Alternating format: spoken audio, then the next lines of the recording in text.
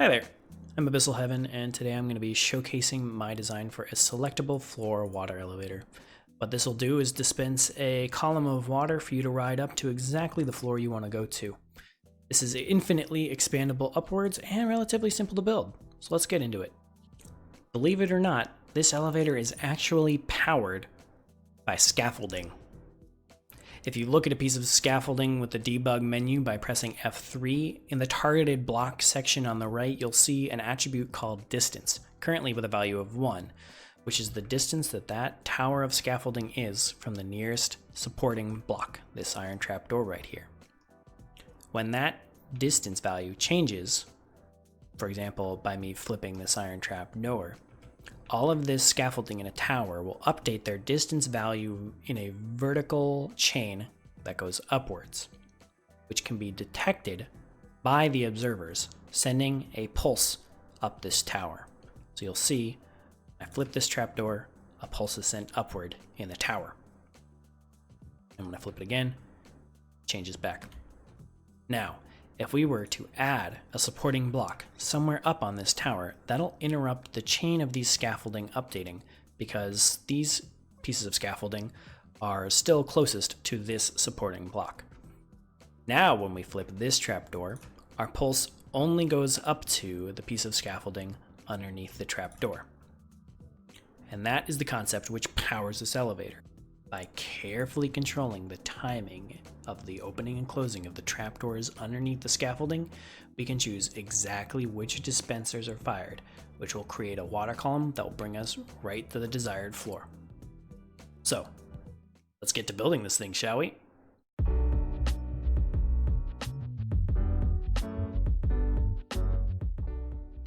This build actually uses relatively few resources compared to other builds like it. First off, you're going to need your building blocks. I used white concrete and spruce planks. And you're going to need a lot of water, so bring an infinite water source, and you're going to need enough buckets to make enough buckets of water for every block upward that you want to travel in your tower.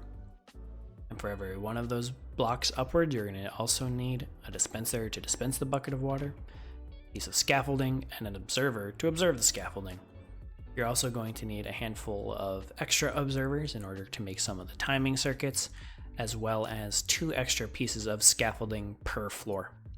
Only going to need 1 piece of soul sand though. I recommend using iron trapdoors under the scaffolding. Iron trapdoors can only be powered by redstone, and so that way you don't have your elevator accidentally firing if you click a trapdoor. Next, we're going to need something to keep the water out, so you can use trapdoors, ladders, signs, or even banners if you want to. We're only going to need about a stack of each of these redstone components, depending on how tall your build is. We're going to need some buttons, some redstone dust, redstone torches, comparators, repeaters, droppers, and hoppers. These next 2 blocks are optional. Glass can be really handy in order to snake a redstone signal upwards without adding any tick delay. And redstone lamps can be helpful as a button indicator as well as for debugging. Now, if your tower is really tall, you're going to need these 4 blocks right here.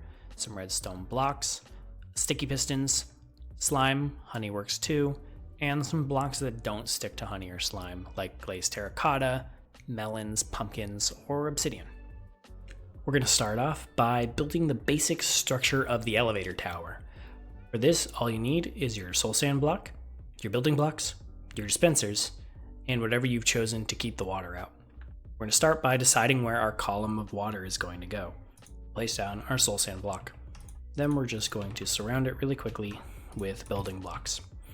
Now I'm going to choose where I want to enter my elevator from, and I want to enter from this side, so I'm just going to extend the platform a bit so I have something to stand on.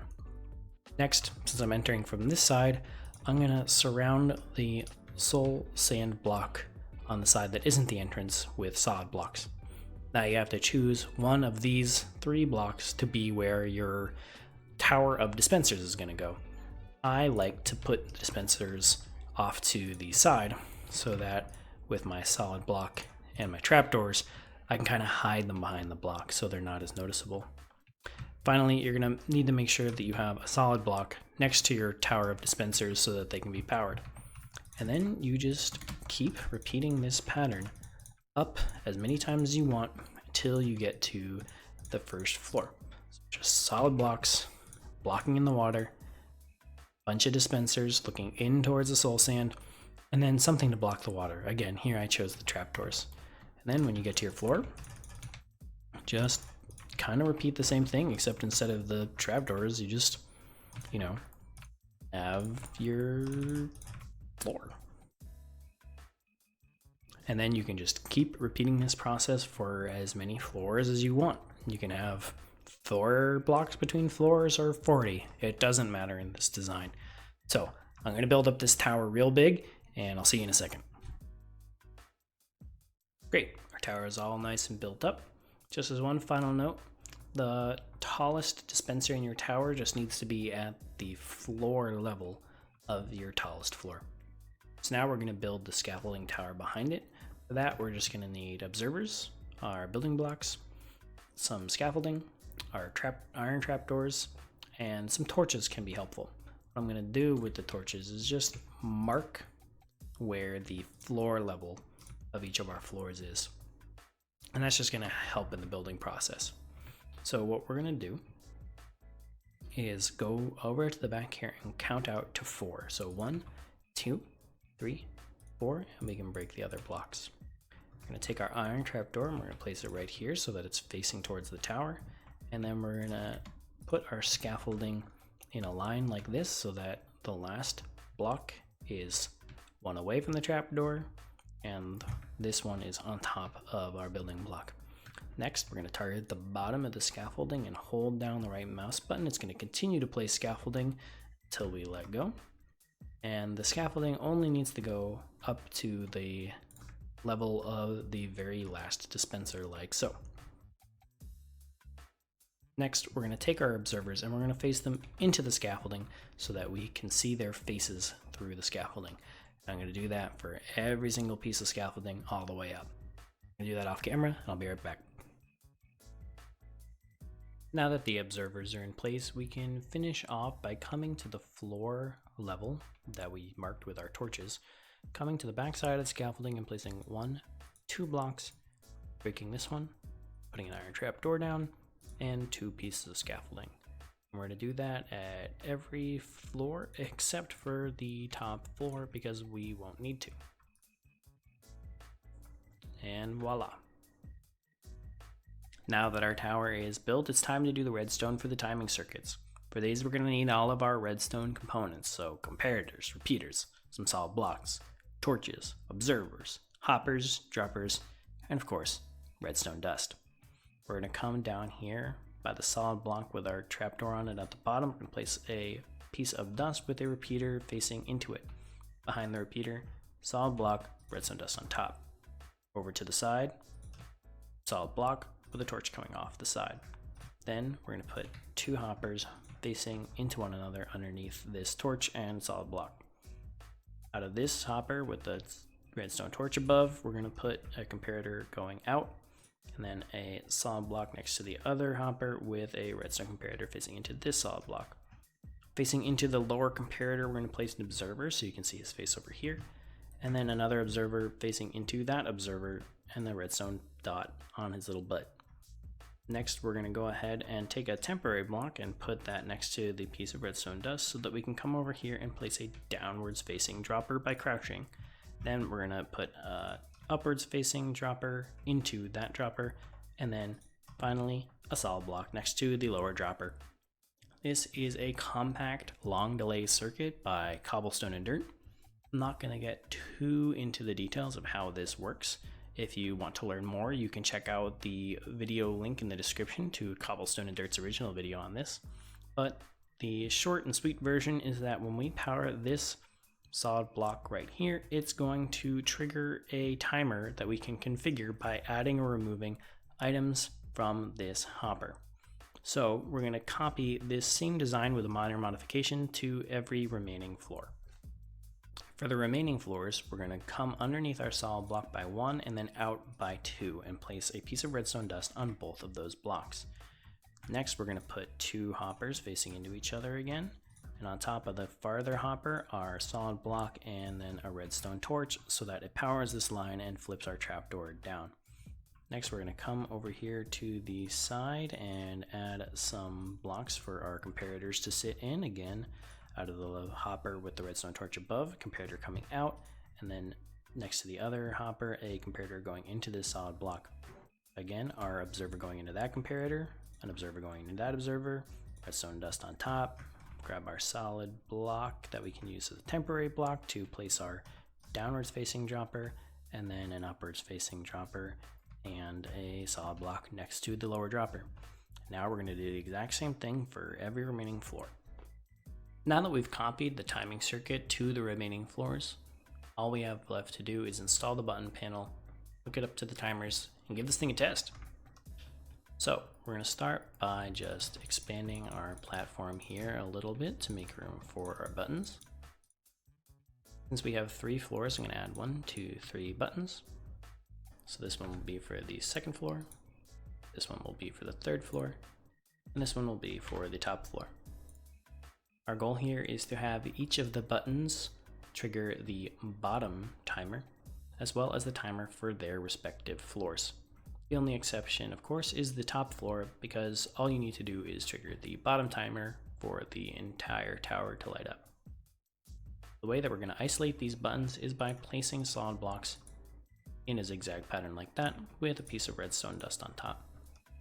Now each of these buttons only lights up one of the pieces of redstone. In order to hook these buttons up while keeping them isolated, we're going to start by coming over here, placing down a solid block with a repeater followed by a piece of glass. Next, we're going to come over here, add 2 solid blocks, and snake this piece of redstone underneath the glass and cap it off with a repeater. Next, up at the top, we're going to put another solid block followed by a repeater. We're going to extend these lines out just a bit and then hook everything up with redstone dust. Finally, we're just going to put a piece of concrete over here with another piece of redstone dust.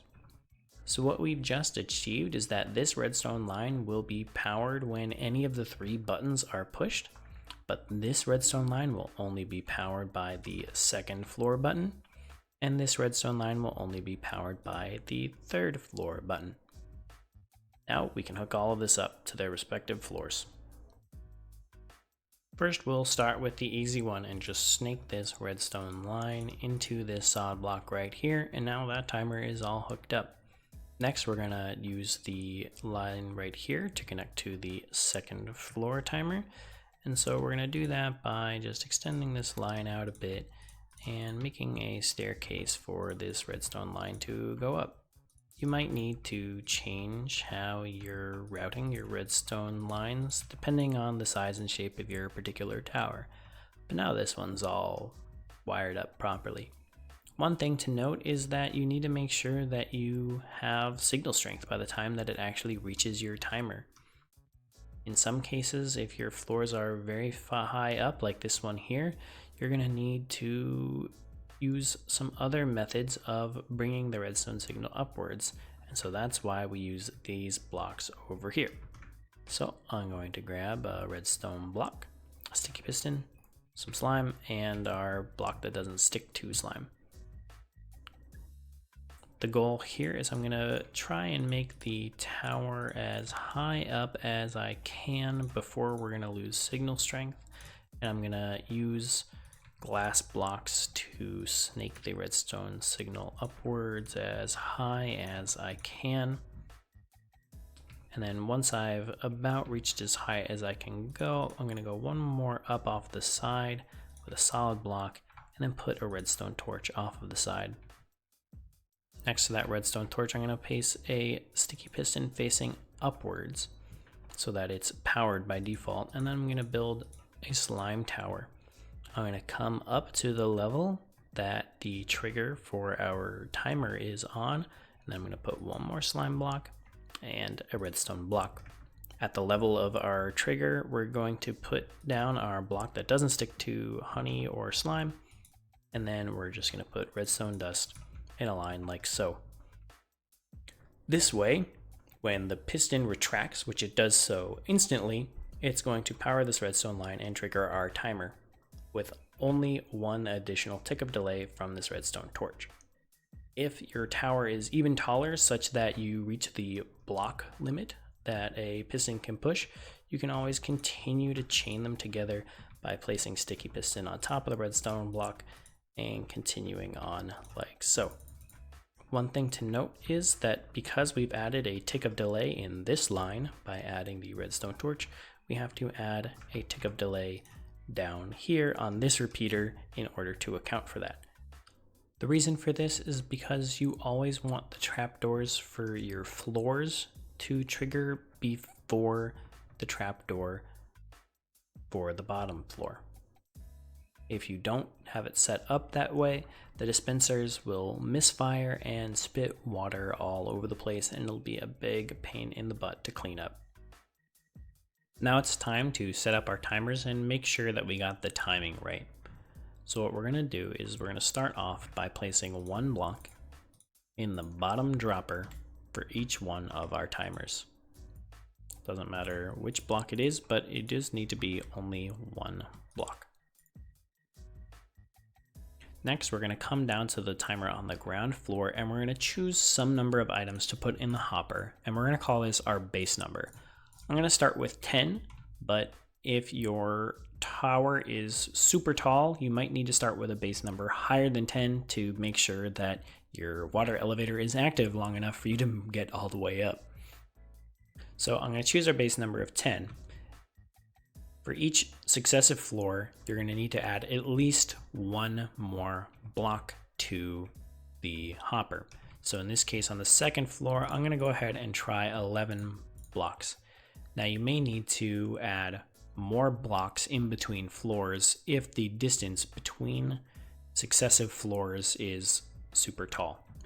Now I'm going to bust out these redstone lamps that we talked about earlier in order to do some debugging, because it just makes it easier to see what the pulse looks like when it's sent up your floor. So now that we have the bottom floor set up and the second floor set up, we can test both the second floor button as well as the top floor button. Let's go ahead and test the second floor button first. So we saw that the pulse went all the way up exactly to the second floor, and then a couple seconds later, we see the pulse again. If you see any additional pulses anywhere else in the tower, that means that you've messed up your timing somewhere. So double check all your repeaters, double check the timing in each of your lines up to the timers, and double check the number of items that are in your timers. You might have to add additional items to the upmost timer. So we're also going to check the top, and again you see that nice pulse all the way up, and then a few seconds later pulse all the way up again. Great, so those two are working. So now I'm going to go up to the timer for our third floor, and I'm going to go ahead and try 12. I have a suspicion that I'll actually need to put 13, but let's try it out with 12 first.